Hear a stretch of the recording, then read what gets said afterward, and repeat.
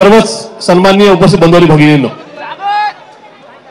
मागच्या 30 दिवसांमध्ये महाराष्ट्राने देशाने परभणी जिल्ह्यामध्ये आणि बीड जिल्ह्यामध्ये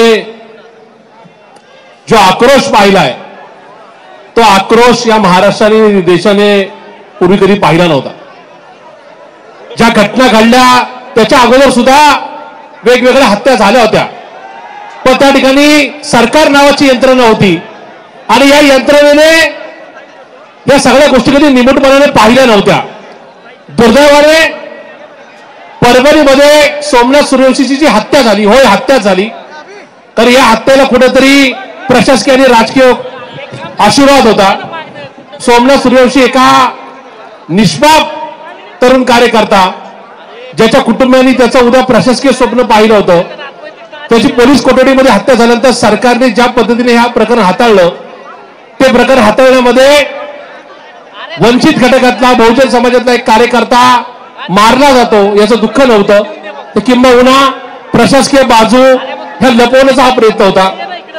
नंतरच्या काळामध्ये संतोष देशमुख, ज्या संतोष अण्णांनी आपल्या कर्तृत्वाने आपल्या गावाचा आपल्या विभागाचा विकास केला होता, ज्यांनी दादागिरी सहन करायची नाही, चुकीचा कारभार पाहायचा नाही किंवा तो या ठिकाणी सहन करायचा नाही, अशा प्रकारची वृत्ती कायम जपली होती, जो मराठी बाणात जपला होता, या संतोष अण्णांची ज्या पद्धतीने निघून हत्या करण्यात आली, संतोष अण्णांच्या मारेकऱ्यांना लपवण्याचं काम सरकारने जे केलं, हा सगळा आक्रोश आज महाराष्ट्र या ठिकाणी पाहतोय।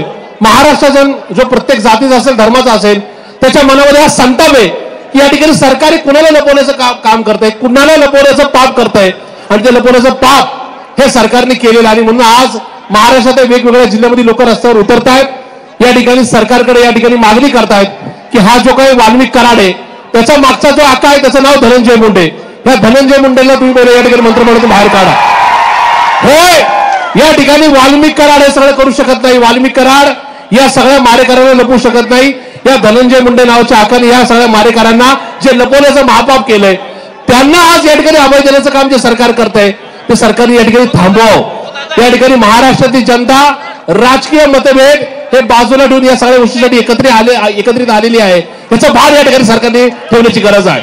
आज ज्या पद्धतीने 20-25 दिवस तुम्ही हा खेळ खंडोबा मांडला, ज्या पद्धतीने तुम्ही या सगळ्या मारेकऱ्यांना वाचवण्याचं कामकाज केलं, तरी सुद्धा या ठिकाणी या प्रकरणामध्ये खरा जो नका मेन आरोपी आहे तो आरोपी या ठिकाणी नका पुढे येत नाही, याचाच अर्थ राज्याच्या मुख्यमंत्र्यांची नियत साफ नाही असा आमचा थेट आरोप आहे। आणि म्हणून या मोर्चाच्या निमित्ताने आज या शहरामध्ये सर्व जातीय, सर्व धर्मीय, सर्व पक्षीय लोक रस्त्यावर आलेत। आमची मागणी आहे की या ठिकाणी वाल्मिक कराड सहित सगळ्या आरोपींवर या ठिकाणी खुनाचा गुन्हा दाखल करण्यात यावा।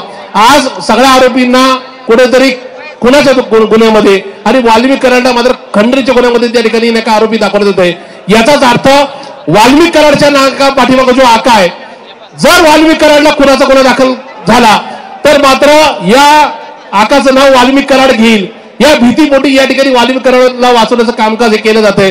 म्हणून आमची या जन आक्रोश मोर्चाच्या निमित्ताने मागणी आहे की होय, आपण या वाल्मिक कराडवर खुनाचा गुन्हा दाखल करण्यात यावा, या फास्ट ट्रॅकवर हा नका हे प्रकरण घेऊन या नका आरोपींना फाशीची शिक्षा ही 2025 मध्येच देण्यात यावी आणि यांच्या मागे जो नका मोठा आका आहे ज्याचं नाव धनंजय मुंडे म्हणून घेतलं जातं, त्यांना सुद्धा या ठिकाणी सह आरोपी करण्यात यावं, ही आमची मागणी आहे।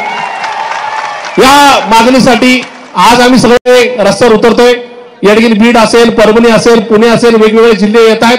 आता उद्याच्या काळामध्ये पुढच्या 2-5 दिवसामध्ये सरकारने ही भूमिका स्पष्ट केली नाही, धनंजय मुंडेला जर या ठिकाणी या मंत्रिमंडळातून काढलं नाही तर हे नका आजचं जे काय एकूण चित्र आहे हे महाराष्ट्रात आणि देशाच्या प्रत्येक जिल्ह्यात, प्रत्येक तालुक्यात आणि गावात जाईल, ही नका या ठिकाणी हा एकूण इशारा या ठिकाणी थांबतो। धन्यवाद। जय हिंद, जय महाराष्ट्र। हॅलो, धन्यवाद। यानंतर छत्रपती शिवाजी महाराज यांच्या पुतळ्याला हार अर्पण करणार आहेत।